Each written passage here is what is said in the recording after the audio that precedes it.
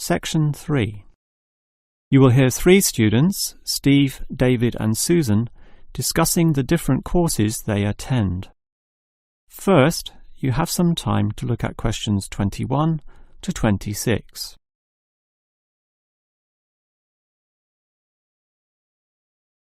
Now listen carefully and answer questions 21 to 26.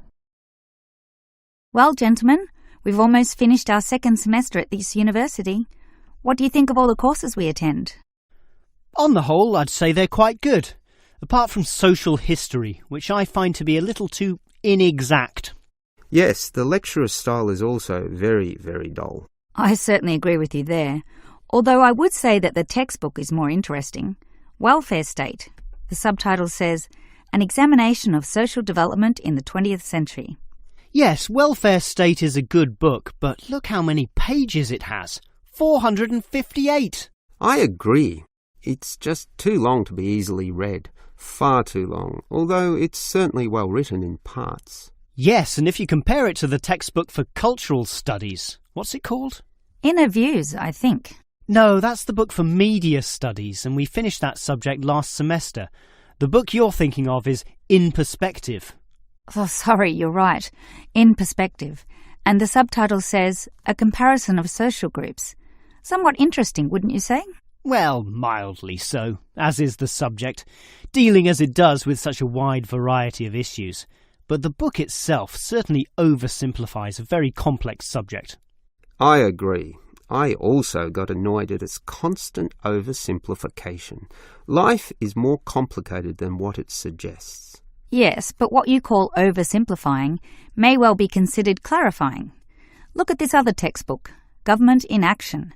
Some may say that it also oversimplifies, but it must do so in order to present a coherent picture of an equally complex subject. Government in Action? Which subjects? It's the textbook for political theory. Oh, I hate politics. That's why I don't like the active leadership subject either. And most of the stuff in that political theory textbook is based on the American system. You see, it's written by Americans, so it's not even relevant to us here. I'd agree with you there. It's not relevant to us at all, since our government uses the Westminster system. Yes, I suppose that is a problem. Before you hear the rest of the conversation, you have some time to look at questions 27 to 30.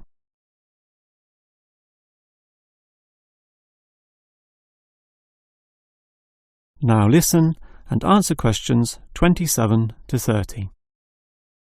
Well, it seems we all have certain criticisms about the textbooks we're using, but at the same time we all like some elements, at least, of the subjects we're studying. What's your favourite subject, David? I'm not sure. I like political theory, but...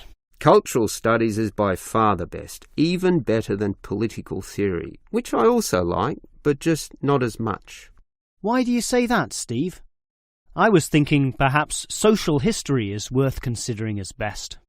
Social history is good, but I made my choice because the subject is relevant to this modern society. But so is social history, and I like the historical element, which the other subjects lack. Even political theory examines history only briefly and in a very narrow way, so I'd say social history is the most rewarding for me. What about you, Susan? I think social history is certainly very good, but political theory is, in fact, the best, since basically every human system boils down to politics.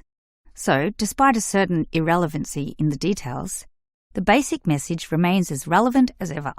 Oh, Susan, you can't be serious. Let's ask Olive again. She's over there. Olive! Which subject do you think is the best? Ah, a difficult question. I'm very interested in culture, so cultural studies is certainly my cup of tea.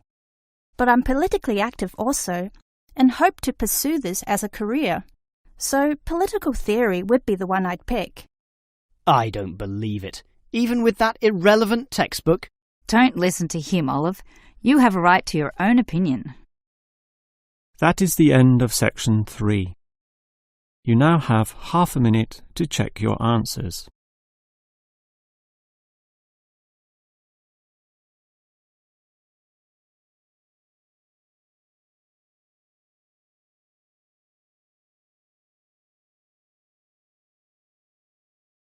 Now turn to Section 4.